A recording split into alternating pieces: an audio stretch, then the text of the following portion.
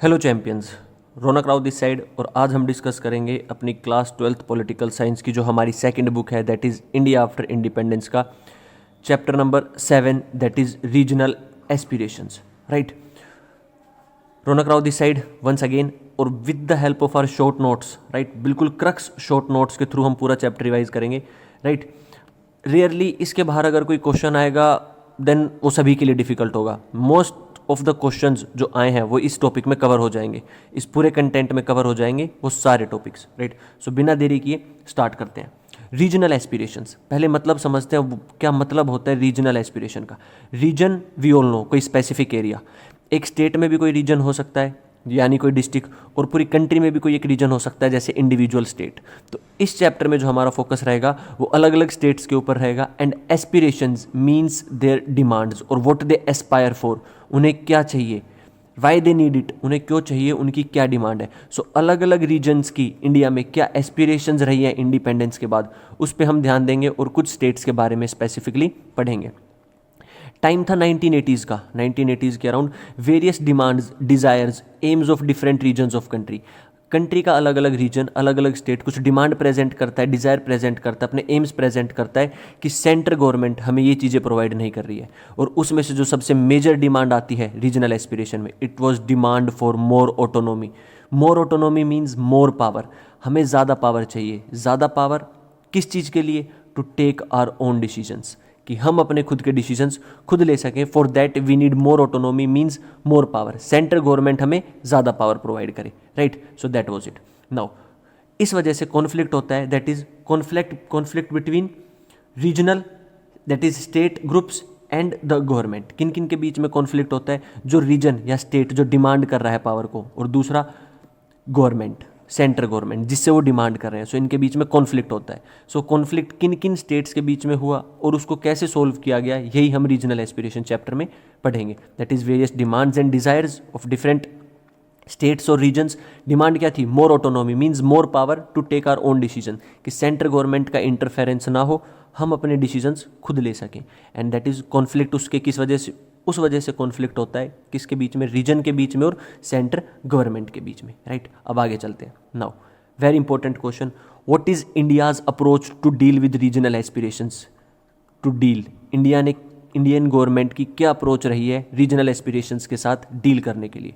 Indian government और India follows approach of unity in diversity, कि हम डाइवर्सिफाइड हैं, अलग अलग कल्चर है, अलग अलग हमारी ट्रेडिशन है, अलग अलग लैंग्वेज है, अलग रिलीजन है, but still we all are united and we all are Indians. तो सबसे पहले तो आपको इंडिया से अलग होने नहीं दे सकते, because India follow approach of unity in diversity. We all are united although we are diversified. Second, no suppression of any region और regional group. Indian government suppress नहीं करती, ना तो किसी रीजन को सप्रेस करती है, ना किसी रिलीजियस ग्रुप को। इट मीन्स उनकी बात सुनी जाती है और उसको डील किया जाता है। Right, third point, political expression of all regional groups. Indian government, Indian constitution भी रूल्स एंड रेगुलेशंस शो करता है, जो प्रूव करता है कि पॉलिटिकल एक्सप्रेशन हम चाहते हैं हर रीजन से, हर रिलीजन से, हर कास्ट से लोग पॉलिटिक्स में पार्ट लें, दैट इज़ गवर्नमेंट में पार्ट लें और अपने व्यूज़ को एक्सप्रेस करें। That is political expression of all regional groups. Then regional issues and problems receive adequate attention and accommodation in policy making process. किस रीजन की क्या इशू है और उसकी क्या प्रॉब्लम है, उसको एडुकेट अटेंशन दी जाती है, ध्यान दिया जाता है, और एकोमोडेट एक्सेप्ट किया जाता है, उसे जगह दी जाती है पॉलिसी मेकिंग में। जब भी डिबेट एंड डिस्कशन करती है गवर्नमेंट, तो उस इशू को लेकर बात करती है कि इनकी ये डिमांड क्या है, इसके ऊपर ध्यान दिया जाए। And some perceive regional aspirations as a challenge to a country's unity, as a challenge to country's unity. कुछ लोगों को लगता है कि जो रीजनल एस्पिरेशंस है, अलग अलग रीजन की एस्पिरेशंस है, वो चैलेंज है कंट्री की यूनिटी को। बट हो सकता है अगर एक्सट्रीम में चला जाए रीजनल एस्पिरेशन, डिमांड ऐसी आ जाए जो गवर्नमेंट फुलफिल ही नहीं कर सकती और वो स्टेट या वो रीजन मानने के लिए तैयार नहीं है, तो हो सकता है। बट स्टिल इंडियन गवर्नमेंट ने अभी तक बहुत अच्छे से बैलेंस एंड अकोमोडेट किया है। क्या किया है? Balance and accommodate. ये सारी चीज़ें जो मैंने बताई कि यूनिटी इन डाइवर्सिटी, सप्रेस नहीं किया जाता, पॉलिटिकल एक्सप्रेशन दी जाती है, रीजनल इश्यूज़ को एडुकेट अटेंशन दी जाती है, उन्हें अकोमोडेट किया जाता है पॉलिसी मेकिंग प्रोसेस में, ये आप आगे समझोगे कि ऐसा कैसे करती है गवर्नमेंट। राइट, नाउ आगे चलते हैं, अपनी फर्स्ट स्टेट को हम डिस्कस करेंगे। रीजनल एस्पिरेशन की जब बात होती है, सो इस चैप्टर में areas of tension in India, कौन कौन सी स्टेट है जहाँ पे टेंशन रही है। जम्मू एंड कश्मीर सबको पता है, इंडिया के साथ इंटीग्रेशन की problem. Second, north east India, north east India में नागालैंड एंड मिजोरम को इंक्लूड करना। देन द्रविडियन मूवमेंट तमिलनाडु में, south India, and formation of new states on demand, और बहुत सारी स्टेट्स बनी है। जब हम इंडिपेंडेंट हुए थे उस टाइम पे इंडिया के पास 28 स्टेट्स नहीं थी। You have to tell me in the comment section जो आपने पढ़ा है कि उस टाइम पे जब हम इंडिपेंडेंट हुए थे, जो हमने लास्ट चैप्टर में डिस्कस किया है, India as a country was divided into how many states and how many UTs. Comment section में यू हैव टू टेल, यहीं पे वीडियो पॉज करके बताना। लेट्स चेक कि तैयारी चल कैसी रही है, on the either it's on the right path और नॉट। फर्स्ट स्टेट से स्टार्ट करेंगे, जम्मू कश्मीर। जम्मू कश्मीर की क्या प्रॉब्लम है? अर्लियर, अब तो नहीं है, अब हमने याद रखेंगे, अब हमने जम्मू कश्मीर को 2 यूटीज़ में डिवाइड कर दिया है। किस में डिवाइड कर दिया है? 2 यूटीज़ में। पहले वो एक स्टेट थी, वो 2 यूटी कौन सी है? Ladakh and JNK। एक लद्दाख यूटी है और दूसरी है JNK, ठीक है। पहले it was divided into 3 parts. जब ये एक स्टेट था तो इसको हम 3 पार्ट में डिवाइड कर सकते थे, जम्मू, कश्मीर एंड लद्दाख। अगर जम्मू की हम डेमोग्राफी की बात करें, पॉपुलेशन की बात करें, सो जम्मू में हिंदूज मेजोरिटी में थे, देन मुस्लिम्स माइनॉरिटी में थे, एंड सिख्स की पॉपुलेशन भी कम थी। वेयर एज अगर कश्मीर की बात करें तो कश्मीर में मुस्लिम्स मेजोरिटी में है और हिंदूज माइनॉरिटी में है। इसी वजह से वहाँ पर जो मेन डिस्प्यूट चल रहा है that is Kashmir dispute between India and Pakistan, जो कि एक एक्सटर्नल मैटर है। ये एक्सटर्नल मैटर है, इसमें इस चैप्टर में हम रीजनल एस्पिरेशन की बात करेंगे, सिर्फ इंटरनल डिस्प्यूट को डिस्कस करेंगे, इंटरनल प्रॉब्लम को, ना कि एक्सटर्नल। अब एक्सटर्नल मैटर एक बार देख लेते हैं। जो कश्मीर है, हमने पहले देखा इंडिया पाकिस्तान रिलेशन में, पाकिस्तान क्लेम करता है कि कश्मीर उसका पार्ट है, वेयर इंडिया क्लेम करता है नहीं, Kashmir is integral part of India. Pakistan सिर्फ ये बोलता है कश्मीर में मुस्लिम ज़्यादा है इसीलिए वो कश्मीर उनका है, ठीक है, लेकिन ऐसा कुछ नहीं है। बोलते तो लोग नहीं पता क्या क्या है, लेकिन कश्मीर हमारा है, right. Moving ahead, now internal problem क्या है? People of JNK, Jammu and Kashmir demand more political autonomy. जो जम्मू कश्मीर के लोग हैं वो ज़्यादा पॉलिटिकल ऑटोनॉमी मानते हैं, मीन्स मानते हैं पॉलिटिकली हमारे पास ज़्यादा राइट होने चाहिए। यहीं से एक पॉइंट रिलेट कर लेंगे जो आगे आएगा। 2019 तक हमने एक आर्टिकल डाला हुआ था कॉन्स्टिट्यूशन में, आर्टिकल 370, जिसके अंडर हमने जम्मू कश्मीर को ज़्यादा पावर्स ऑलरेडी दी हुई थी, बट अब हमने जम्मू कश्मीर से वो पावर ले ली है। आर्टिकल 370 को हमने एब्रोगेट कर दिया है, राइट। उसका रीज़न हम आगे देखेंगे, बट वो हमने क्यों दी थी पहले उसके ऊपर फोकस करते हैं कि हमें ऐसा क्या हुआ जो देना पड़ा। जम्मू कश्मीर की कहानी को समझते हैं। जब इंडिया इंडिपेंडेंट होता है 1947 में, Jammu Kashmir was a princely state. Jammu Kashmir एक प्रिंसली स्टेट था, उसका राजा एक प्रिंस था, और हर प्रिंसली स्टेट के पास 3 ऑप्शन थे इंडिपेंडेंस के बाद। वो इंडिया को ज्वाइन करे, वो पाकिस्तान को ज्वाइन करे, या वो इंडिपेंडेंट रहे। क्या क्या चॉइसेस थी? ज्वाइन इंडिया, ज्वाइन पाकिस्तान और रिमेन इंडिपेंडेंट। जम्मू कश्मीर एक प्रिंसली स्टेट था, उसने डिसाइड किया that it will remain independent, कि जो जम्मू कश्मीर है वो क्या रहेगा? इंडिपेंडेंट रहेगा। और वहाँ के प्रिंस कौन थे? हिंदू रूलर हरी सिंह। अब वो हिंदू रूलर थे, सो वैसे तो उनको इंडिया के साथ ज्वाइन होना चाहिए था, बट उन्होंने डिसाइड किया हम इंडिपेंडेंट रहेंगे। Hari Singh decided not to merge with India Pakistan. Now Pakistan wanted Kashmir, Pakistan को कश्मीर चाहिए था, एज वो मानते हैं कि मुस्लिम कम्युनिटी के लोग हैं और ये लैंड उनको बिलोंग करती है। इसीलिए पाकिस्तान ने चोरी छुपे इन्फिल्ट्रेटर्स, मीन्स जब कश्मीर को कैप्चर करने के लिए चोरी छुपे अपनी कंट्री के कुछ ऑफिसर, नॉट ऑफिसर, सोल्जर्स को और कुछ आम लोगों को वेपन्स के साथ भेज दिया टू कैप्चर कश्मीर। अब राजा हरी सिंह था, इतनी उसके पास फोर्स नहीं थी कि वो पाकिस्तान को टैकल कर सके। He asked for help for Indian army, उसने इंडियन आर्मी की हेल्प मांगी। मीन्स ये जम्मू कश्मीर है, ये पाकिस्तान है, ये इंडिया है। इसने बोला मेरे को अलग रहने का है, कि भाई मैं अलग रहूँगा, मेरे को ना इंडिया के साथ जाना ना पाकिस्तान के साथ जाना। लेकिन पाकिस्तान को कश्मीर चाहिए, पाकिस्तान की आदत हमेशा से ख़राब है। उसने अटैक करने की कोशिश की इन्फिल्ट्रेटर्स भेज के जम्मू कश्मीर के ऊपर। राजा के पास ऑप्शन नहीं था, राजा ने हेल्प मांगी इंडिया से कि इंडियन आर्मी को भेजो वरना पाकिस्तान हमें कैप्चर कर लेगा। अब इंडियन गवर्नमेंट ने हेल्प तो की, लेकिन बदले में उन्हें बोला you have to sign instrument of accession, कि अगर हम जम्मू कश्मीर की हेल्प करते हैं तो जम्मू कश्मीर को क्या साइन करना पड़ेगा? Instrument of accession. It means अगर आप ये एग्रीमेंट साइन करते हो तो जम्मू कश्मीर इंडिया का इंटीग्रल पार्ट बन जाएगा। और ये सही भी है। हम अपनी फौज, हम अपने लोग क्यों भेजे मरने के लिए, अगर जम्मू कश्मीर एक प्रिंसली स्टेट इंडिपेंडेंट रहना ही चाहता है तो? हाँ, इनकेस वो इंडिया के साथ मर्ज होता है तो हमारा पार्ट है। राजा हरी सिंह एग्री हो गया and he signed instrument of accession in return.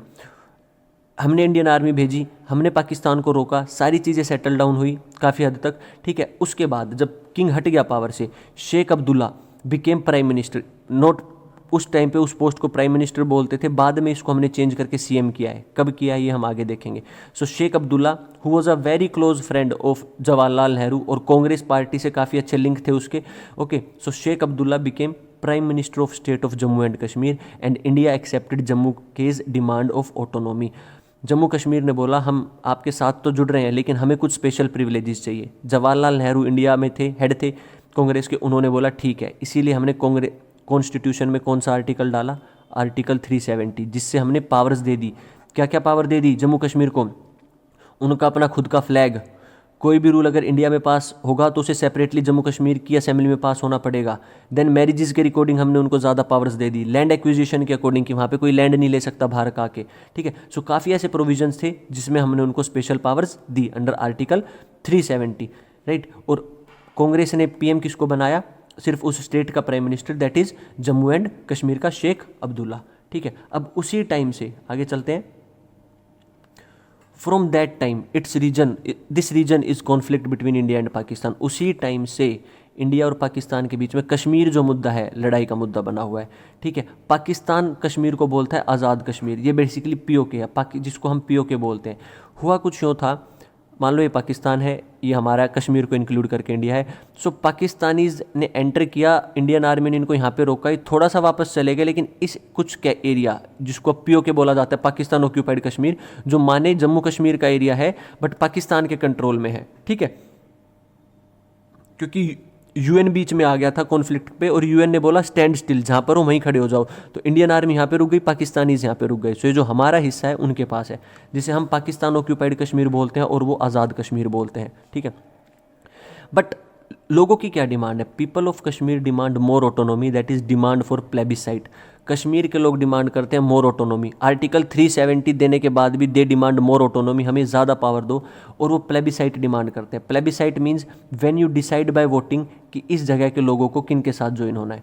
For example Kashmir में अगर हम प्लेबिसाइट कराते हैं तो उनकी वोट से काउंट होगा कि उनको पाकिस्तान के साथ जाना है, इंडिया के साथ जाना है, या फिर इंडिपेंडेंट रहना है। जिसकी मैक्सिमम वोट्स होती है वो माना जाता है, but it's not possible at present, ठीक। और ये पहले भी नहीं था, it's not a good solution.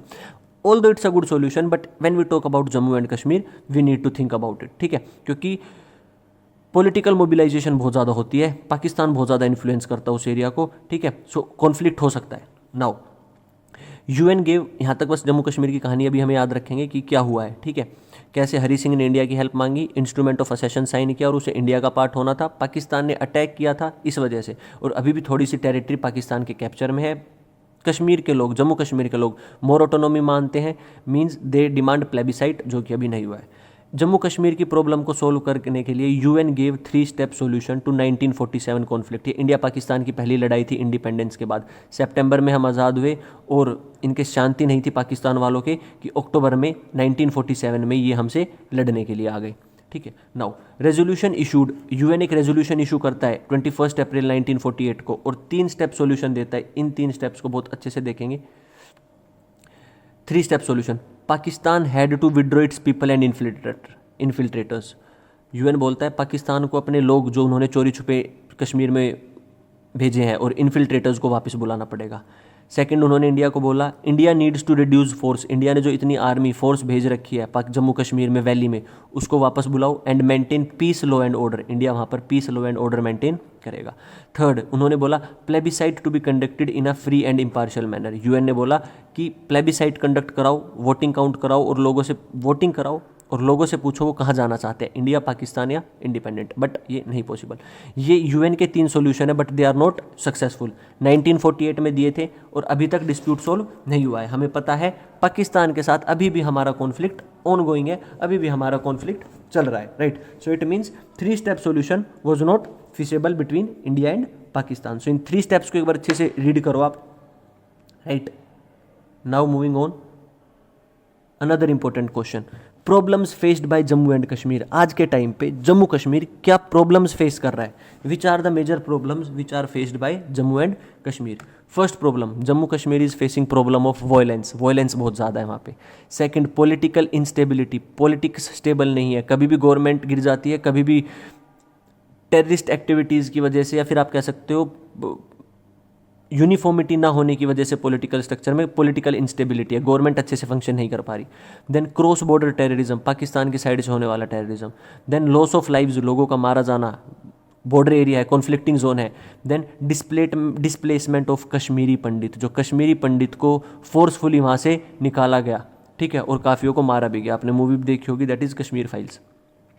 These are the major problems जो कश्मीर में, जम्मू कश्मीर, नॉट जम्मू कश्मीर में है बट एज अ स्टेट हम कंसिडर करेंगे, एज अ यूनियन टेरिटरी। अब तो violence, political instability, cross border terrorism, loss of lives and displacement of Kashmiri Pandits, right. Now moving on to the next heading, that is internal and external dispute. अब जम्मू कश्मीर के अगर हम external dispute की बात करें, we know किसके साथ है, पाकिस्तान के साथ है। एक्सटर्नल डन हो गया। इंटरनल मैंने पहले भी बताया था, ओवर स्पेशल स्टेटस। जो जम्मू कश्मीर के लोग हैं वो क्या डिमांड करते हैं, more special status means more autonomy. उन्हें क्या चाहिए, मोर ऑटोनोमी। इसीलिए उनकी लड़ाई है, इसीलिए वो रिवोल्ट कर रहे हैं, प्रोटेस्ट कर रहे हैं, सारी चीज़ें। गिवन अंडर आर्टिकल 370 टिल 2019, हमने उनको दिया, 2019 तक हमने उनको दिया, बट बाद में हमें समझ आया कि ऐसे हम कश्मीर को इंडिया के साथ नहीं जोड़ सकते, इसीलिए हमने 370 को हटाया। याद रखेंगे, आर्टिकल 370 जम्मू कश्मीर से एसोसिएटेड है और उसको 2019 में हटाया था। अब जो बाहर के लोग हैं, जो जम्मू कश्मीर के नहीं हैं, वो बोलते हैं कि कश्मीर हमारे साथ अच्छे से इंटीग्रेट ही नहीं हो पाया आज तक, नो इंटीग्रेशन। वेयरएज जो इनसाइडर्स हैं, कश्मीर के लोग हैं, वो बोलते हैं लेस ऑटोनोमी, कि हमें अभी तक बहुत कम पावर दी हुई है, हमें और पावर चाहिए। Now people need more autonomy, लोगों को ज़्यादा पावर चाहिए। अब क्या पावर, वो कहते हैं प्री एक्सेशन, जब हमने इंस्ट्रूमेंट ऑफ असेशन साइन नहीं किया था उससे पहले जितनी हमारे पास पावर्स थी, we need same power. Then erosion of article 370, वो बोलते थे आर्टिकल 370 की पावर्स इरोड हो गई हैं और वो प्लेबिसाइट का डिमांड करते थे। ये these are their demands. Demand तो कुछ भी कर सकते हैं, but we need to integrate, so हमें गवर्नमेंट को बहुत अच्छे से स्टेप्स लेने पड़ेंगे, राइट। सो विल रिमेंबर कि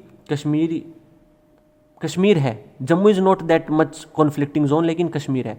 मैंने ऊपर एक पॉइंट कराया था, आगे बढ़ते हैं। Political instability. सो पॉलिटिकल इंस्टेबिलिटी क्यों है, पॉलिटिक्स देखते हैं। 1948 से कैसे पॉलिटिक्स स्टार्ट होती है, मैंने बताया Hari Singh was the king, Hari Singh ने इंस्ट्रूमेंट ऑफ असेशन साइन कर दिया। हरि सिंह के बाद पीएम चूज किया गया, हेड ऑफ स्टेट चूज किया गया शेख अब्दुल्ला को। शेख अब्दुल्ला जवाहरलाल नेहरू का बहुत अच्छा फ्रेंड था, कांग्रेस पार्टी के साथ उसके अच्छे रिलेशन थे, लेकिन उसकी खुद की पार्टी थी which was national conference, close friend of Nehru. Introduce land reform. अब शेख अब्दुल्ला को जैसे ही नेहरू ने पीएम बनाया, हेड ऑफ स्टेट बनाया कश्मीर का, ही इंट्रोड्यूस लैंड रिफॉर्म्स। वो लैंड रिफॉर्म्स लिया है जम्मू एंड कश्मीर में, लैंड को रीडिस्ट्रीब्यूट करना, ठीक है।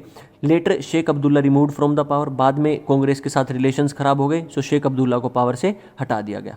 Congress dominated the politics with support of national Congress. बाद में शेख अब्दुल्ला के बाद कांग्रेस ने ही डोमिनेट किया जम्मू कश्मीर में with the support of national conference, although Sheikh Abdullah power में नहीं था।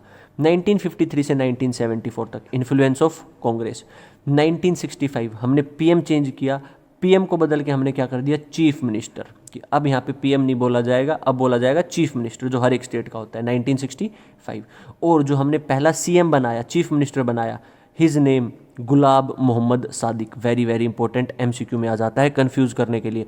अगर पहला पीएम पूछते हैं कश्मीर का शेख अब्दुल्ला, लेकिन अगर फर्स्ट चीफ मिनिस्टर पूछते हैं 1965 में जो बना गुलाम मोहम्मद सादिक। 1974 में इंदिरा गांधी ने दोबारा शेख अब्दुल्ला से अच्छे रिलेशन एस्टेब्लिश करे और शेख अब्दुल्ला को दोबारा इंदिरा गांधी ने 1974 में सीएम बनाया।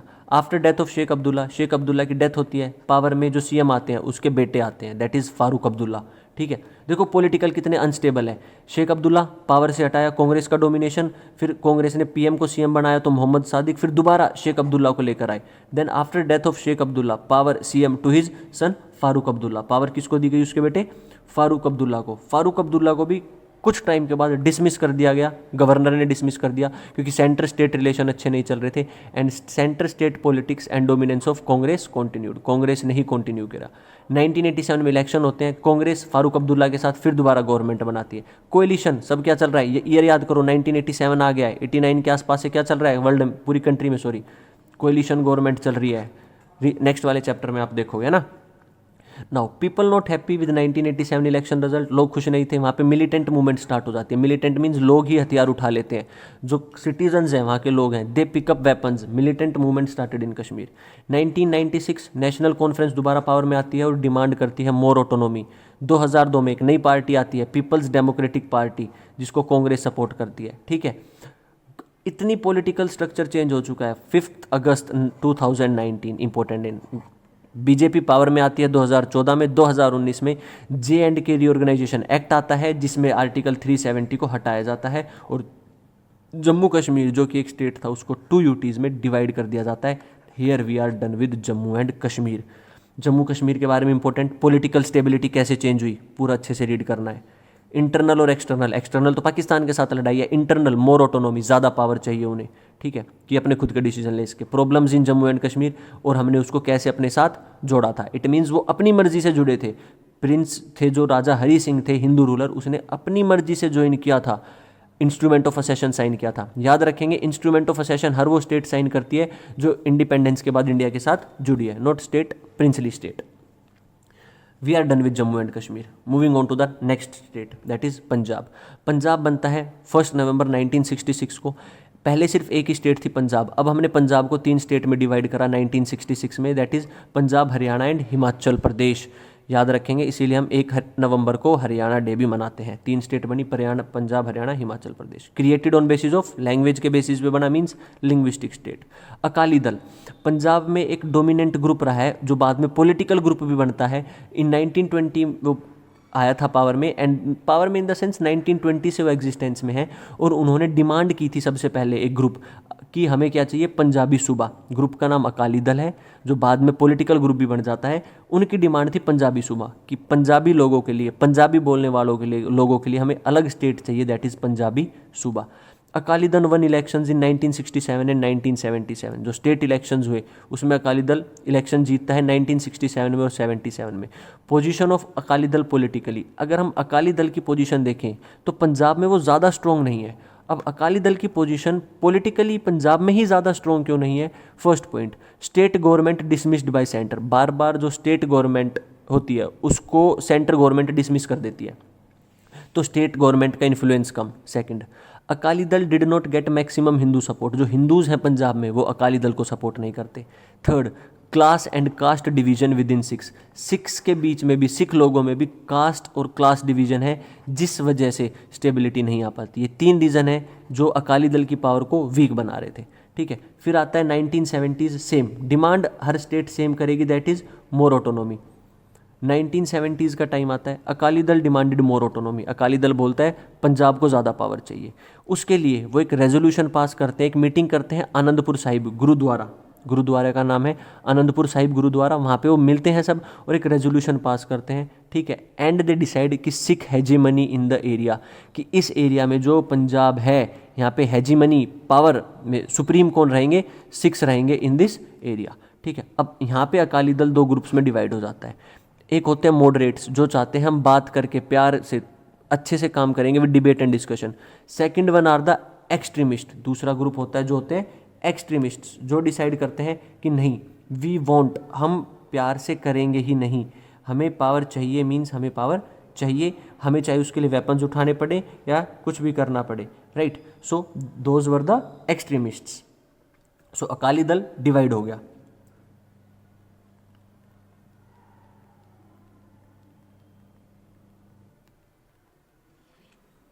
सो अकाली दल वॉज डिवाइडेड, ठीक है। अब जो एक्सट्रीमिस्ट लोग थे, those who were the extremist of Akali Dal, they started arm insurgency in the state. उन्होंने वेपन्स का यूज़ करके लोगों को डराना धमकाना और सरकार को मेनली डराना धमकाना कि हम ये कर देंगे वो कर देंगे। उन्होंने हथियार उठा लिए एक्सट्रीमिस्ट ग्रुप ने, अकाली दल वालों ने, और इंसर्जेंसी स्टार्ट कर दी स्टेट में। और उन्होंने अपना हेडक्वार्टर बना लिया गोल्डन टेम्पल को। यहाँ पे आता है मेन प्रॉब्लम, मेन ट्रबल। उन एक्सट्रीमिस्ट ग्रुप ने वेपन्स उठाए, आर्म इंसर्जेंसी स्टार्ट करी स्टेट में। They started arms insurgency in state, ताकि सिख हेजेमनी बने, सिख पावर में आए और सिख का ही डोमिनेंस हो पंजाब में। और उन्होंने हेडक्वार्टर बना लिया गोल्डन टेम्पल को। अब now for government those were militant. Government ने तो उनको मिलिटेंट की तरह देखा कि उन्होंने वेपन उठा लिए, ठीक है। यहाँ से एक इंपॉर्टेंट इंसिडेंट होता है, टू फ्लश मिलिटेंट्स आउट। इन मिलिटेंट्स को बाहर निकालने के लिए government of India started. Government of India ने एक ऑपरेशन स्टार्ट करा, ऑपरेशन ब्लू स्टार। उस टाइम पे हमारी पीएम थी इंदिरा गांधी। इंदिरा गांधी ने आर्मी को ऑर्डर दिया कि ये जितने भी मिलिटेंट गोल्डन टेम्पल में छुप कर बैठे हैं इनको बाहर निकालो। ऑपरेशन ब्लू स्टार स्टार्ट हुआ जून 1984 में। Sikh community saw it as an attack on faith. अब देखो, अगर गोल्डन टेम्पल में वो छुप कर बैठे हैं तो इंडियन आर्मी आएगी, इस साइड से जो मिलिटेंट है वो फायरिंग करेंगे, तो कुछ ना कुछ नुकसान फायरिंग की वजह से गोल्डन टेम्पल का भी होगा, राइट। गोल्डन टेम्पल एक रिलीजियस प्लेस है, ये इमोशनल सेंटीमेंट हर्ट हो गया सिख कम्युनिटी का, और उन्होंने देखा that it's attack on our faith, कि हमारे फेथ के ऊपर अटैक है। इस गुस्से में आकर मिलिटेंट को तो हमने निकाल दिया, ऑपरेशन ब्लू स्टार के अंडर मिलिटेंट्स को तो इंडियन आर्मी ने निकाल दिया गोल्डन टेम्पल से और गोल्डन टेम्पल को फ्री कर लिया, बट गोल्डन टेम्पल जो थोड़ा सा डैमेज हो गया था, उस वजह से 2 सिख गार्ड थे, जो पर्सनल बॉडी गार्ड्स होते हैं, जो आप देखते होगे नरेंद्र मोदी के साथ यूनिफॉर्म में चलते हैं। सो 2 सिख गार्ड रहते थे उस टाइम पे पीएम इंदिरा गांधी के साथ, वो सिख थे। सो उनको लगा हमारा रिलीजन के ऊपर अटैक हुआ है, they assassinated prime minister Indira Gandhi. उन्होंने इंदिरा गांधी को असैसिनेट कर दिया, गोलियां मार दी इंदिरा गांधी को ऑन 31 अक्टूबर 1984। जिसके बाद पावर में अब कौन आएंगे, प्राइम मिनिस्टर राजीव गांधी बनेंगे, उनके बेटे। इस वजह से सिख कम्युनिटी ने ऐसा किया, इंडिया के पीएम को मार दिया। इंदिरा गांधी को लोग बहुत ज़्यादा पसंद करते थे। Violence against Sikh community started in Delhi. Delhi में सिख कम्युनिटी के अगेंस्ट वायलेंस स्टार्ट हो जाता है, क्योंकि दिल्ली में मेजोरिटी में कौन है, हिंदूज़, एंड हिंदूज़ अटैक करते हैं सिख कम्युनिटी के ऊपर, and Sikhs got killed in huge numbers. बहुत सारी सिख कम्युनिटी के लोग इस पूरे प्रोटेस्ट में मारे गए, ठीक है। उसके बाद अब हिंदू मुस्लिम में यहाँ पे राइट चल रहा है, परेशानी चल रही है, राजीव गांधी पीएम बन चुके हैं। सो राजीव गांधी इस प्रॉब्लम का सोल्यूशन निकालेंगे सिख्स के साथ बात करके। So Rajiv Gandhi became prime minister. 1984 में इलेक्शन हुए, राजीव गांधी को बहुत ज़्यादा सिंपैथी मिली कि उनकी मदर को असैसिनेट कर दिया गया, and he became prime minister. He tried to bring peace. उसने कोशिश की कि मैं क्या लेकर आता हूँ, पीस लेकर आता हूँ। He tried to bring peace and he signed agreement with Akali Dal. वो अकाली दल से बात करने गया कि आप प्रोटेस्ट मत करो, क्योंकि पंजाब में तो सिक्स मेजोरिटी में है, तो वहाँ वो हिंदूज़ को हार्म कर रहे हैं। दिल्ली में सिक्स माइनॉरिटी में है, हिंदूज़ मेजोरिटी में, तो हिंदूज़ हार्म कर रहे हैं। तो प्रॉब्लम को सोल्व करने के लिए he tried to bring peace, signed agreement with Akali Dal. उसने अकाली दल के साथ एग्रीमेंट साइन किया, राजीव गांधी एंड लोंगोवाला अकॉर्ड। उस एग्रीमेंट को क्या बोला जाता है, राजीव गांधी एंड लोंगोवाला अकॉर्ड। अब इसको लोंगोवाला अकॉर्ड क्यों बोला जाता है, क्योंकि उस टाइम पे जो अकाली दल के हेड थे उनका नाम था हरचंद लोंगोवाला। जो हेड था उनका नाम क्या था, हरचंद लोंगोवाल, हरचंद लोंगोवाल। सो इसीलिए इसको बोला जाता है, एक अकॉर्ड साइन किया गया राजीव गांधी एंड लोंगोवाला अकॉर्ड, जिसको बोला जाता है पंजाब अकॉर्ड। इसको पंजाब अकॉर्ड भी बोला जाता है। क्यों किया गया, to ease the tension between, tension को ईज करने के लिए, प्रॉब्लम को सोल्व करने के लिए बिटवीन सिख्स एंड हिंदूज जो चल रही है, कॉन्फ्लिक्ट चल रहा है, ठीक है। सो पंजाब अकॉर्ड बोले या राजीव गांधी या लोंगोवाला अकॉर्ड बोले, या फिर ये पूछे what Rajiv Gandhi did to solve the problem of Punjab regional aspiration, so ये अकॉर्ड। इस अकॉर्ड के अंदर ये 5 पॉइंट हमें लिखने हैं, very very crucial, most important key points. That is Chandigarh to be transfer to the Punjab. Rajiv Gandhi ने बोला ठीक है, जो चंडीगढ़ है उसको हम ट्रांसफर कर देंगे पंजाब के पास, first point. Commission to settle border dispute between Punjab and Haryana. Haryana और पंजाब के बीच में जो बॉर्डर डिस्प्यूट चल रहा है, we will try to settle it, उसको हम क्या करने की कोशिश करेंगे, सेटल करने की कोशिश करेंगे। Third, sharing of Ravi Beas water, जो रावी और ब्यास रिवर का वाटर है, अब वो 3 स्टेट्स के बीच में शेयर किया जाएगा, Punjab, Haryana and Rajasthan. Compensation to the military survivors, जो लोग मारे गए हैं इस रिवोल्ट में, इस प्रोटेस्ट में, जो लड़ाई हुई इसमें जो मारे गए हैं, even those are the military survivors, उनको मारे गए हैं और जो हार्म हुए हैं, इंजर्ड भी हुए हैं सोल्जर्स, तो उनको कंपनसेशन मिलेगा, पैसा मिलेगा। And removal of AFSPA, armed forces special provisions act. AFSPA में मिलिट्री के पास बहुत ज़्यादा पावर आ जाती है, मिलिट्री बिना किसी वारंट के, बिना किसी कुछ के कोई भी एक्शन ले सकती है।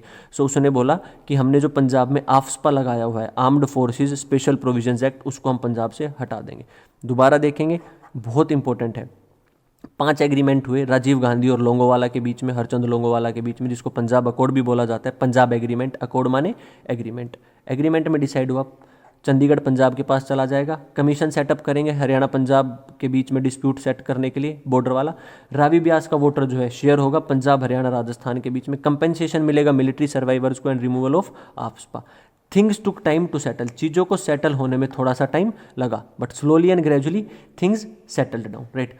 अभी तक हमने देखा पंजाब का केस कि कैसे राजीव गांधी ने प्रॉब्लम को सोल्व किया, राइट। राजीव गांधी लोंगोवाला अकॉर्ड या पंजाब अकॉर्ड। अब हम मूव करेंगे नेक्स्ट रीजनल टेरिटरी पे, that is north east India. We will mainly focus on north east India.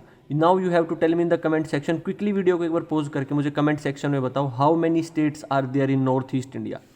India की नॉर्थ ईस्ट टेरिटरी में हम कितनी स्टेट्स मानते हैं, एक हिंट देता हूँ, those states are also known as seven sisters, उन स्टेट को सेवन सिस्टर्स भी बोला जाता है, right. Now regional aspirations started in 1980s, north east India में रीजनल एस्पिरेशन कब स्टार्ट होती है, 1980s में। देयर आर टोटल 8 स्टेट्स, जिनमें से 7 states are known as seven sisters, where 1 state is known as brother, that is Sikkim. So 7 states को 7 sisters बोलते हैं because they are interdependent on each other, culture उनका बहुत ज़्यादा इंटीग्रेट है, ट्रेडिशन उनका बहुत ज़्यादा इंटीग्रेट है, आपस में काफ़ी ज़्यादा मिले हुए हैं वो, जियोग्राफिकली नहीं, जियोग्राफिकली भी फीचर्स भी उनके वहाँ पे कॉमन है, forest area, mountains and all these things, but traditionally, culturally और हिस्ट्री को अगर हम देखें तो, right. So 7 states and 1 brother, that is Sikkim. अब वो देखो, आपने इंडिया का मैप देखा होगा, अगर मैं छोटा सा एक मैप ड्रॉ करके आपको समझाऊं, सो इंडिया का मैप कुछ इस टाइप का है, सम सॉर्ट ऑफ ऐसा आपको इंडिया का मैप मिलेगा, राइट। सो ये वाला जो रीजन है, this region is known as seven sisters या फिर north east India. So it is connected to mainland India by a Siliguri corridor which is of just 22 kilometres. It means ये जो आप जगह देख पा रहे हो ना, ये जो जगह है जिससे जुड़ा हुआ है, सिर्फ इतना एरिया, ये जिससे ये पूरा रीजन इंडिया से जुड़ा हुआ है, that is known as Siliguri corridor, या फिर इसे हम चिकन नेक भी बोलते हैं, which is just of 22 kilometres. ये कितना है विड्थ में, 22 किलोमीटर, राइट। कि पूरे इतनी बड़ी हमारी 7 स्टेट्स को हम सिर्फ 22 किलोमीटर से जोड़ते हैं मेनलैंड इंडिया से। Apart from that, this region is also connected with China, Myanmar and Bangladesh. ऊपर यहाँ पे चाइना है, यहाँ पर बांग्लादेश है और यहाँ पर म्यांमार है। सो 3 मेजर हमारी नेबरिंग कंट्रीज़ के साथ ये बाउंड्री शेयर करता है, and it is gateway to south east Asia.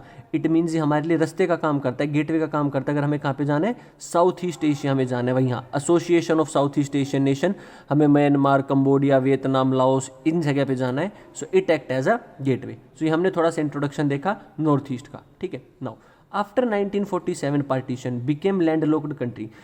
ये जो रीजन है north east India, it is quite landlocked, means किसी मेन वाटर बॉडी के साथ बाउंड्री शेयर नहीं करता, not country, landlocked territory, it's landlocked territory, ठीक है।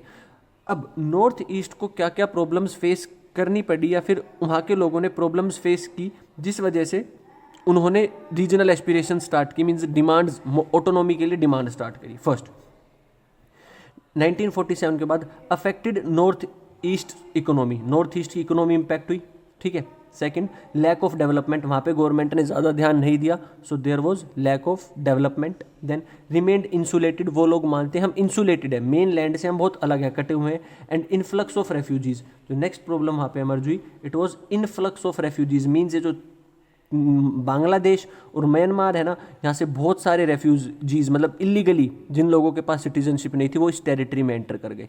सो ये इनकी 4 प्रॉब्लम्स है। अगर वो पूछता है नॉर्थ ईस्ट इंडिया की क्या प्रॉब्लम है, so first, their economy got affected, अच्छी नहीं रही, lack of development, remained insulated and influx of refugees, insulate mainland से अलग और इन्फ्लक्स ऑफ रेफ्यूजीज का इन्फ्लक्स होना, जिस वजह से वहाँ के लोग खुश नहीं थे, राइट। नाउ दीज वो प्रॉब्लम्स थी। Now these are the 3 demands of north east India. North east की जो स्टेट्स हैं उनकी डिमांड क्या है, डिमांड फॉर मोर ऑटोनॉमी। मैंने आपको बताया मेन डिमांड आएगी, that is demand for more autonomy, कि हमें ज़्यादा पावर चाहिए so that we can take our own decisions politically, socially, economically.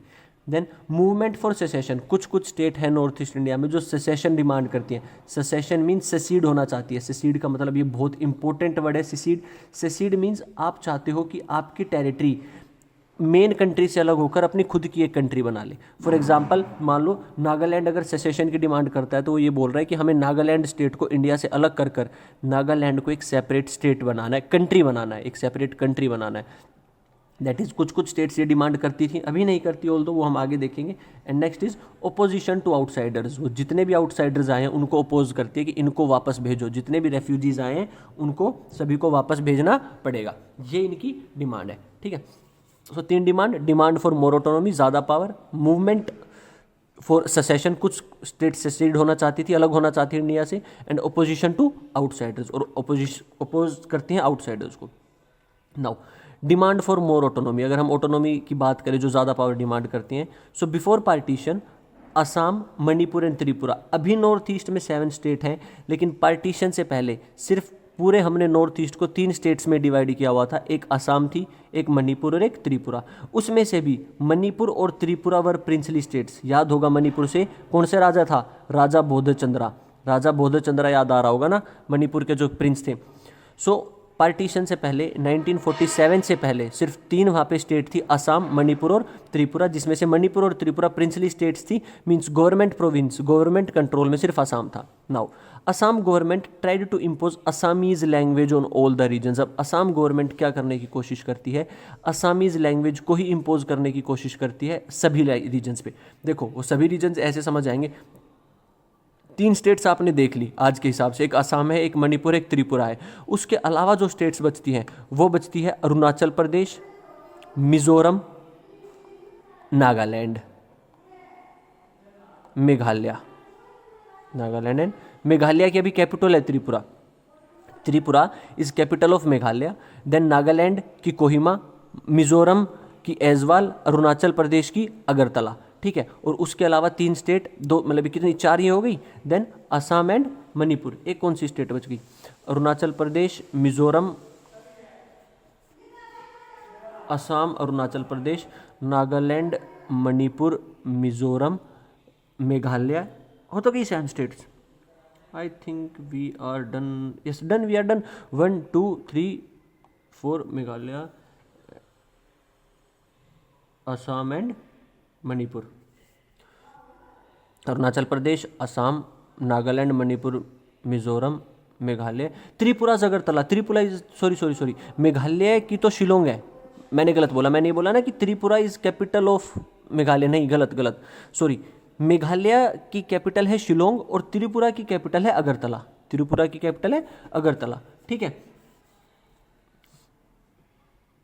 Assam capital Dispur, Manipur थोड़ा ट्रिकी हो गया, थोड़ा सा कंफ्यूज होगा। मैं इसको लास्ट में जाके ना सेटल डाउन करता हूँ, पूरे इस टॉपिक को सेटल डाउन करता हूँ। बस अभी हमें इतना याद रखना है, देयर आर 7 स्टेट्स। कितनी स्टेट्स हैं, 7 स्टेट है, अरुणाचल प्रदेश, मिजोरम, नागालैंड, मेघालय। और पहले सिर्फ 3 थी, असम, मणिपुर, त्रिपुरा, जिसमें 2 तो प्रिंसली स्टेट्स थी। और जो असम था, असम गवर्नमेंट ट्राई करती थी कि बाकी टेरिटरीज के ऊपर भी वो असमीज लैंग्वेज फोर्स कर दे। और हमें पता है जब कोई एक गवर्नमेंट कोशिश करती है लैंग्वेज को इन्फोर्स करने की, फोर्स डालने की, सो उससे प्रॉब्लम हो जाती है। ठीक है, now formation of east India tribal union, इसीलिए वहाँ पर एक यूनियन बनाते हैं, वहाँ के लोग मिलकर एक यूनियन बनाते हैं which is known as east Indian tribal union. Very important, formation of east Indian tribal union. Tribal community है वहाँ पर, ईस्ट इंडियन यूनियन बनाते हैं। Now all parties hill leaders conference, इसी के बेसिस पे कॉन्फ्रेंस की जाती है, that is all party hill leaders की। उस एरिया के जितने भी पार्टी लीडर्स हैं वो उस कॉन्फ्रेंस में आते हैं 1960 में, और वो डिमांड करते हैं न्यू स्टेट्स के लिए कि नई स्टेट्स बनी जाए। सो इस ईस्ट इंडिया ट्राइबल यूनियन और ऑल पार्टी हिल लीडर कॉन्फ्रेंस 1960 के बेसिस पे new states carved out. Very important, मैंने बोला था ना, इंडियन गवर्नमेंट प्रॉब्लम के साथ उसको अकोमोडेट करती है, डील करती है, उसको सुनती है। So new states carved out. Assam को काट कर हमने नोट काट के असम को डिवाइड करके हमने अलग स्टेट्स बनाई, दैट इज मेघालय बनाया, मिजोरम बनाया एंड अरुणाचल प्रदेश बनाया। ठीक है, that is Meghalaya, Mizoram and Arunachal Pradesh, which was complete bye 1972, जो 1972 तक कंप्लीट हो चुका था। ठीक है, अब ये जो 3 ट्राइब है, जो लैंग्वेजेस हैं basically, Bodos, Karbis and Dimasas, demanded separate state, that's why they were given more autonomy. ये तीनों ट्राइब किसके अंदर है, तीनों असम के अंदर आते हैं। ये जो 3 कम्युनिटी आप देख रहे हो ना, ऐसे समझो, त्रिपुरा और जो मणिपुर था वो ऑलरेडी था। असम को काट के हमने और स्टेट्स बना दी। कौन कौन सी स्टेट्स बनाई हमने, मेघालय, मिजोरम एंड अरुणाचल प्रदेश, एंड असम तो खुद था ही, 7 हो गए ना। अब असम में ये 3 कम्युनिटी है, बोडोज, कर्बीज एंड डिमासास, जो डिमांड करते हैं सेपरेट स्टेट, कि हमें असम के साथ नहीं रहना, हमें सेपरेट स्टेट चाहिए। अब असम को और हम डिवाइड नहीं कर सकते, वरना एडमिनिस्ट्रेटिव फंक्शनिंग अच्छी नहीं हो पाएगी। इसीलिए गवर्नमेंट ने क्या करा, हमने इनको मोर ऑटोनॉमी दे दी, हमने इनको ज़्यादा पावर प्रोवाइड कर दी, and we provided them more power, जिसके अंडर हमने उनको डिस्ट्रिक्ट और ऑटोनॉमस काउंसिल्स बना दिया। हमने वहाँ के लिए डिस्ट्रिक्ट काउंसिल्स या ऑटोनॉमस काउंसिल बना दिया कि अपनी टेरिटरी में, बोडोज की टेरिटरी में बोडोज, कर्बीज की में कर्बीज और डिमासस की टेरिटरी में डिमासस अपने खुद के डिसीजंस ले सकते हैं अप टू ग्रेट एक्सटेंट। ठीक है, तो इनकी प्रॉब्लम को सोल्व करने के लिए हमने क्या किया, एकोमोडेट किया। गवर्नमेंट ने क्या किया, एकोमोडेट किया कि इनके लिए हमने डिस्ट्रिक्ट ऑटोनॉमस काउंसिल्स बना दी। ठीक है, now moving ahead, that is secessionist movement, जो मैंने बोला था कुछ स्टेट सेसीड होना चाहती है, अलग होना चाहती है, that is mainly Mizo community demanded separate nation. जो मीजो कम्युनिटी के लोग थे, मीजो ट्राइबल कम्युनिटी के लोग थे, उन्होंने डिमांड किया that we need separate nation, हमें सेपरेट नेशन चाहिए। नाउ एक पार्टी बनती है that is Mizo national front, Mizoram के लोग पार्टी बनाते हैं Mizo national front under leadership of Lal Denga, very very important name. Mizoram, Mizo जो लोग हैं वो डिमांड करते हैं कि हमें सेपरेट नेशन चाहिए, सेसीड होना है इंडिया से। एक पार्टी बनाते हैं Mizo national front under leadership of Lal Denga. इससे कॉन्फ्लिक्ट स्टार्ट होता है between Mizo national front and Indian army, क्योंकि Mizo MNF Mizo national front क्या बोल रहा है, मुझे अलग होना है, इंडियन आर्मी अलग होने नहीं दे सकती, गवर्नमेंट का ऑर्डर है। इसीलिए 1986 में एक पीस एग्रीमेंट साइन किया जाता है बिटवीन राजीव गांधी एंड लाल डेंगा। 84 में हमने क्या देखा, इंदिरा गांधी का असैसिनेशन, सो 86 में PM कौन है, Rajiv Gandhi. So a peace agreement was signed in 1986 between Rajiv Gandhi and Lal Denga, जो कि मिजो नेशनल फ्रंट के हेड थे। और गवर्नमेंट ने उसकी बात मान के Lal Denga was appointed as chief minister, Lal Denga को क्या बना दिया, चीफ मिनिस्टर बना दिया। And till now it is one of the most peaceful state in our country. आज तक अगर हम देखें तो Mizoram one of the most peaceful state है। सो ये सेशनिस्ट मूवमेंट का हो गया। इसमें सेपरेट मिजोरम के ऊपर भी क्वेश्चन आ सकता है और ये भी पूछ सकता है which was the secessionist movement या सेशनिस्ट स्टेट की जो डिमांड कर रहे थे, it was Mizoram. And Mizo national front MCQ में आ सकता है, मिजो नेशनल फ्रंट के फाउंडर लीडर, ठीक है। Now moving on to next state that is Nagaland. Nagaland started demand for separate state in 1951। Nagaland भी सेपरेट स्टेट की डिमांड करता है 1951 में। वहाँ के लीडर बनते हैं, जैसे ऊपर नागालैंड के बने थे लाल डेंगा, वैसे ही ऊपर मिजोरम के बने थे लाल डेंगा, ऐसे ही नागालैंड के जो हेड बनते हैं वो बनते हैं अगामी जाफू फिजो। हेड कौन बनते हैं, Angami Zapu Phizo. Now after negotiation and peace agreement, उनसे बातचीत करके, नेगोशिएशन करके और पीस एग्रीमेंट साइन करके हम उसको भी इंक्लूड रखते हैं और उसको थोड़ी सी पावर्स प्रोवाइड कर देते हैं। Now still in some areas of Nagaland insurgency persist. किसी किसी एरिया में नागालैंड के अभी भी इंसर्जेंसी मीन्स मिलिटेंसी अटैक करते हैं जो लोग डिमांड करते हैं सेपरेट स्टेट के लिए, but quite up to great extent it's peaceful, right. Now opposition to outsiders, हमने एक पॉइंट देखा था, वो लोग क्या अपोज करते हैं, एक तो ऑटोनॉमी मांगते हैं। ऑटोनॉमी हमने देख लिया, हमने आसाम को दे दी ऑटोनॉमी, आसाम की 3 टेरिटरी को नई स्टेट्स बना दी। देन हमने सेशनिस्ट मूवमेंट देख ली, मिजोरम में देख ली और हमने नागालैंड में देख ली। Now we will focus on opposition to outsider, जो आउटसाइडर को अपोज करते हैं कि जो बाहर के लोग आए हुए हैं उन्हें वापस भेजो, that is influx of outsiders, refugees आए। Then natives so outsiders and encroachers on scarce resources. Mainly Assam के लोगों ने देखा कि ये जो बाहर के लोग हैं, रेफ्यूजीज हैं, ये अगर यहाँ पर आकर रहेंगे तो हमारे रिसोर्सेज को यूज़ करेंगे, हमारी लैंड को यूज़ करेंगे, हमारे एग्रीकल्चर प्रोडक्ट्स को यूज़ करेंगे, सो उससे हमारे रिसोर्सेज कम हो जाएंगे, है ना। ऐसे समझो आप, एक ब्रेड का पैकेट है, उसको खाने के लिए एक 5 लोग हैं जो सिर्फ आसाम के हैं, और अगर 5 लोग बाहर से आ जाएंगे सो उसको 10 लोगों में बंटना पड़ेगा ना, तो मीन्स आसाम के लोगों के लिए रिसोर्सेज कम हो गए ना। सो उन्होंने बोला कि हमारे रिसोर्स कम पड़ जाएंगे, इनको वापस भेजो। इसीलिए आसाम में एक यूनियन बनती है which is known as all Assam students union, AASU, in 1979। All Assam students union बनती है इन 1979। वो मूवमेंट स्टार्ट करती है अगेंस्ट इलीगल माइग्रेंट्स, जो इलीगली माइग्रेट करके रेफ्यूजीज आसाम में आए हैं, उनके अगेंस्ट एक मूवमेंट स्टार्ट करती है।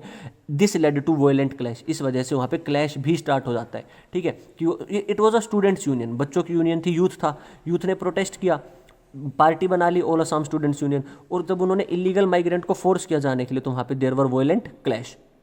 अब इस प्रॉब्लम को भी सॉल्व किया राजीव गांधी ने।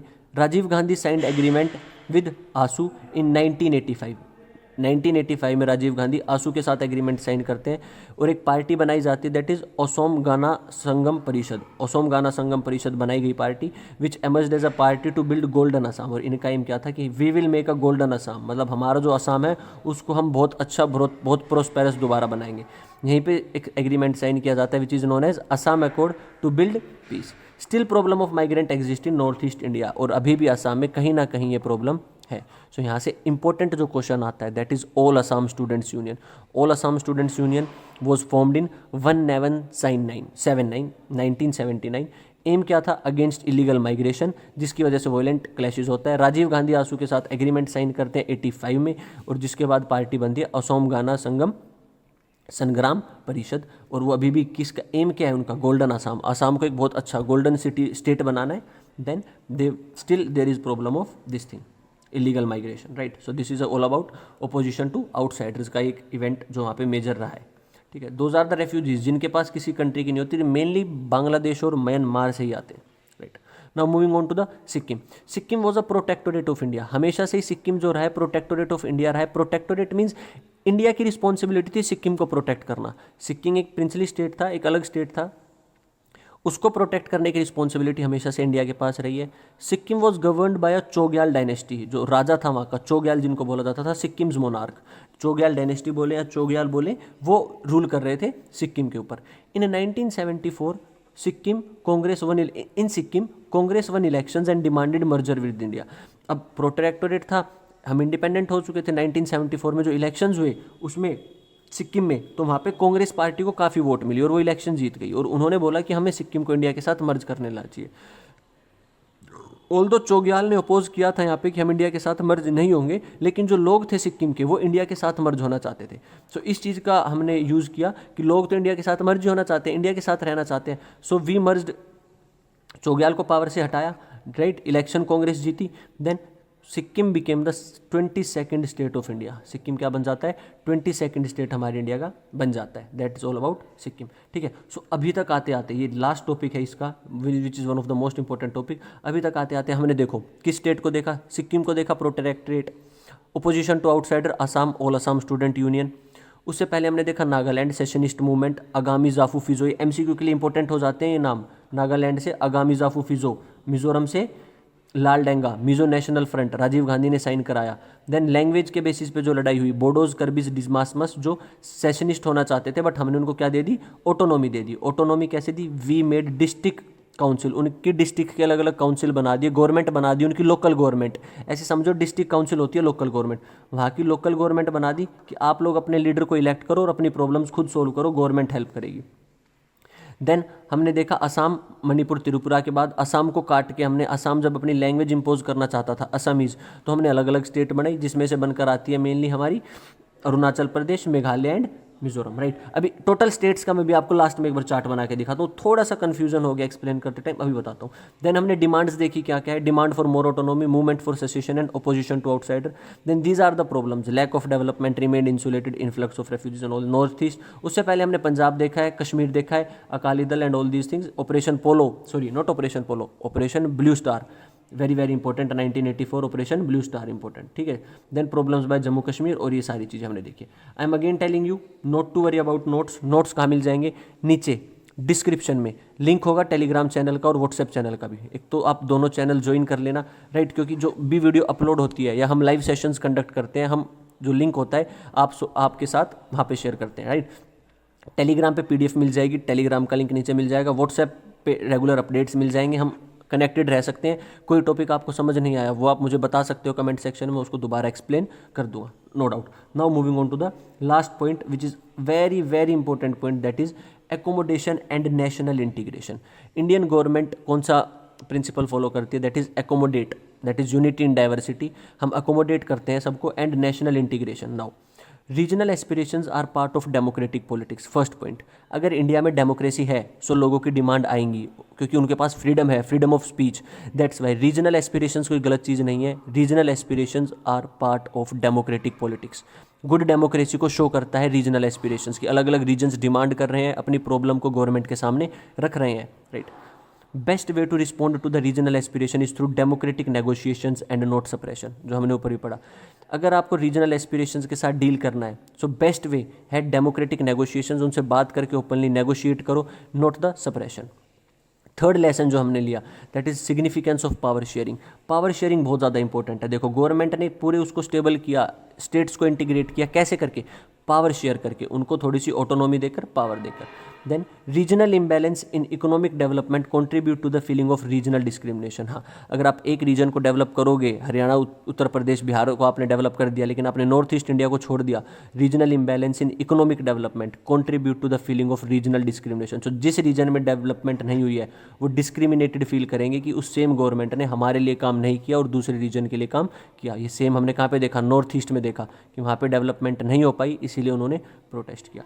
Now 6th schedule of the Indian constitution, very very important. Indian constitution का जो 6th शेड्यूल है उसमें जिस स्टेट को डाल दिया जाता है उसको स्पेशल पावर्स, स्पेशल प्रोविजंस मिल जाते हैं, right. So 6th schedule of the Indian constitution allows provisions for to provide tribe complete autonomy of preserving their practices and customary laws. जिस एरिया को, जिस ट्राइबल कम्युनिटी के लोकेशन को हमने 6th schedule में डाल दिया, अब उनके पास कंप्लीट पावर है, प्रिविलेजेस है, ऑटोनॉमी है कि वो अपने कल्चर को प्रिजर्व कर सकते हैं और अपने कस्टमरी लॉज खुद बना सकते हैं, अपने एरिया को अपने अकॉर्डिंग चला सकते हैं ताकि उनका कल्चर प्रिजर्व रहे। जो अभी लद्दाख डिमांड कर रहा था वह यही कह रहा था कि लद्दाख को भी 6th शेड्यूल में डाला जाए, ठीक है, जो सोनम वांगचुक वाला डिस्प्यूट चल रहा था। Now Indian constitution / government is more flexible and accommodative. जो हमारी इंडियन गवर्नमेंट है वो सप्रेस नहीं करती डिमांड को। Indian constitution and government is more flexible and accommodative, helped in dealing with regional aspirations. जो हेल्प करता है हमारा किसके साथ डील करने में, to deal with the regional aspirations, ठीक है। So it is very very important, that is Indian constitution और इंडियन गवर्नमेंट प्रमोट करती है flexible and accommodative nature, right. So now we are done with this. Quickly इस पूरे chapter को revise कर लेना। आई नो वीडियो थोड़ी लेंदी है, जस्ट वॉच इन 2x और 1.5x जैसे भी आपको बेटर लगे, बस समझ जाना की पॉइंट्स, राइट। नाउ क्विकली जो मैंने बोला था that is the north east states. So हमारी कितनी स्टेट्स हैं, वी हैव 7 स्टेट्स, ठीक है। कौन कौन सी 7 स्टेट्स है, 1 we have Assam, then we have Arunachal Pradesh, 1 we have Nagaland, then we have Manipur, then we have Mizoram, then we have Meghalaya, and then we have Tripura। ये हमारी 7 states है।